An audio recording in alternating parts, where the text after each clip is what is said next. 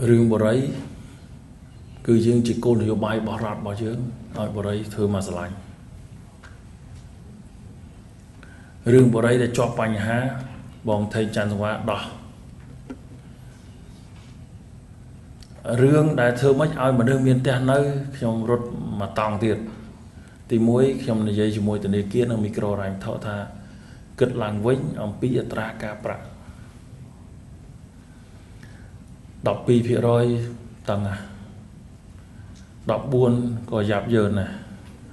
đọc vào môi nó mình cua đây đọc vào bầy nó can ta cua thừa chân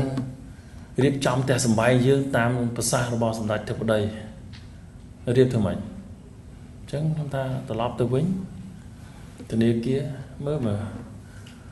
tinh tia thòng na tầm pol bảy phía rồi thế cua pol bảy phía rồi lấy màu bàn trà nó cà plap đồ nóក្នុងរយៈពេល1ឆ្នាំ2ឆ្នាំនេះដូរមនុស្សដូរមក7-8%នេះច្រើនតែនៅតែទៀតនៅតទៀតអត់ឈប់តែប៉ុណ្្នឹងទេយប់មិញនេះខ្ញុំបានទិគាមួយទៀតគាត់ថាលើគាត់ឲ្យ 6.2 ខ្ញុំថាកាន់តែល្អទៀតអញ្ចឹងបរិយដែលគាត់មានអតិថិជនដែលគាត់មានជំរឿមួយទៀត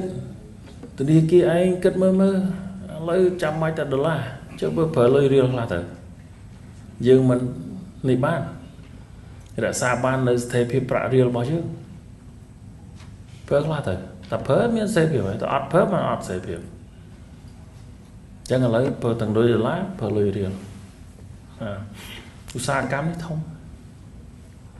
កាលពីមុនយើងនិយាយថាខ្ចីលុយទិញផ្ទះខ្ញុំអត់ឃើញខ្ចីលុយទិញផ្ទះផងខ្ញុំឃើញថានេះតម្រៃមួយជាពងកងានមាសមួយដែលត្រូវថែអានេះជាឧស្សាហកម្មមួយធំចុះកម្ចីលុយទិញផ្ទះ 6,000 លានដុល្លារជាងអភិវឌ្ឍចលនាទ្រព្យកាយឡ័យ 4,000 ជាងធំហើយសួរថាអ្នកខ្លះគាត់គិតថាអូយើងជាពាក់លុយច្រើនខ្ញុំអត់គិតចឹងផងនេះបានសេចក្តីថាឈាមផ្លោកឈាមនៅក្នុងខ្លួនសេដ្ឋកិច្ចរបស់យើងនេះកំពុងតែដំណើរការទៅការប៉ុណ្ណឹង